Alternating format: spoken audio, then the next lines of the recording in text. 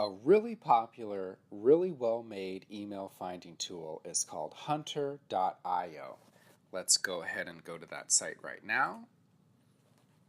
I love Hunter because it really does a lot for a little money. If you go on over to the pricing tab, you'll see you have a free plan that gets you 100 emails every single month, which is a great value. If you want to pay for their starter plan, $49 a month, it gets you 1,000 emails. So this is a really good price for some stuff that's really valuable for your business. Okay, let's go back to the main site. This main site is for if you want to have a company mention you. Let's say you really want to get your startup in TechCrunch.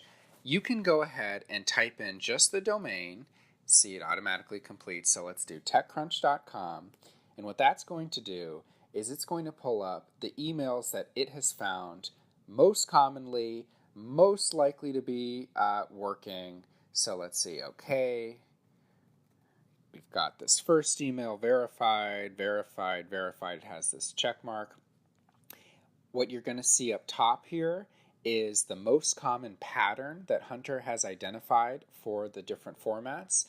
A very big company like a bank or the like will often strictly follow this pattern more or less. Smaller startups can have, just a first name for someone very important, a first and a last name for later hires, etc., etc. But this pattern is nice for getting a feel for how most, or at least the plurality, work. To the right of each person's email, you can see where Hunter is getting this information from. So right here we see 10 sources on this first one, and this gives you the different websites that have used this person's email address just as it's stated here. I find that that's helpful because if a ton of sources are using that email, especially if one of those sources is the person themselves, that's really good evidence that this is a worthwhile email. Now, of course, you don't have to do a scattershot approach. Anyone at TechCrunch, if you want to find someone in particular, you can drill down and find a particular person at TechCrunch. I'm just going to show you. I'm sure it'll find it because it's right here in the all-encompassing search. But just to show you what it looks like, we're going to put this guy, John, right here, just to show you what it's going to look like. It's going to be very similar. Okay. Found him 8 times on the web. An interesting thing here is it talks about when a particular email address is removed from a page. So perhaps the whole page was deleted or it was just modified to remove that email. So we see there's only one page remaining out of the total of 8 times it was at one point published. And we see that page is from 2016. So, okay, that's already a few years old. Do people change their email addresses that often? No, probably not, but it's something to keep in mind.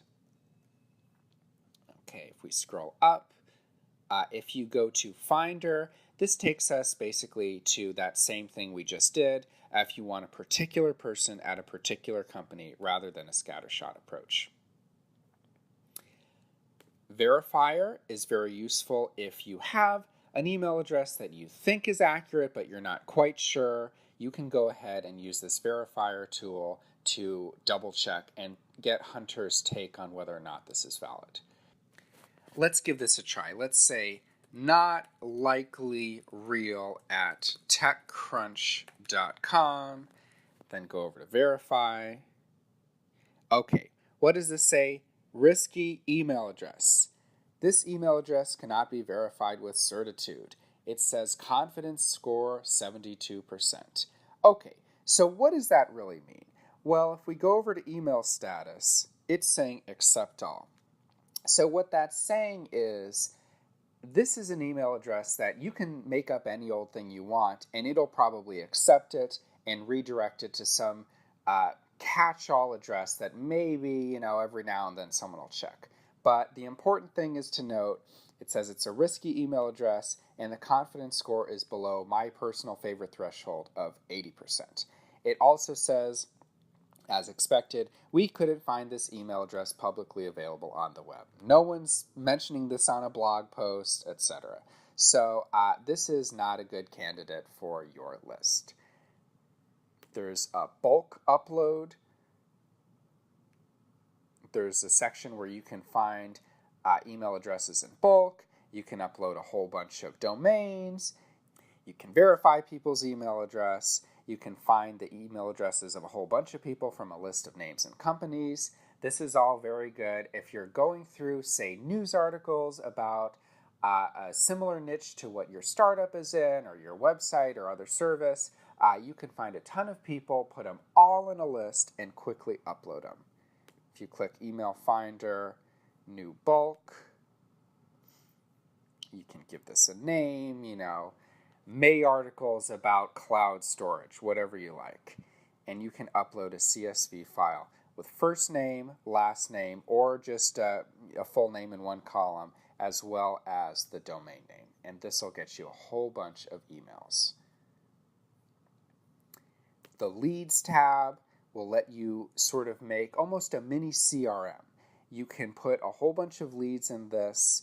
If you already have your prospects' information, so, okay, Elon Musk, we put his first name, his last name, his position, we pick a list and we create it. This will get us better organized, put all of our leads in one place. It is not necessary, but some people find it helpful for organization. Also, the outreach section, this allows you to integrate with Gmail if you want to put your work, your outreach, your prospecting emails all in one place. What this is going to do is it'll track it to see if someone opened the email, it'll track it to see if they clicked on a link that you might have sent in the email, and it'll also show you how many times the email was viewed. It might not always work. Some people have, ad blockers and the like that interfere with this, but it is really interesting when you see, okay, my business proposal was looked at 15 times. That's a pretty good sign. With Hunter, you can do a whole lot for free. You can do a whole lot more for a little more money. It really is a good thing to try. I find that all of these email tools will be great for some names, not so great for others, so you really want to have 2 or 3 so that you can always get in touch with the people that you want to reach out to, or if not always, most of the time. So if you're on a shoestring budget, you want to put these email addresses and names into Hunter first. I think there's a good chance that you'll get a good result for not that much money.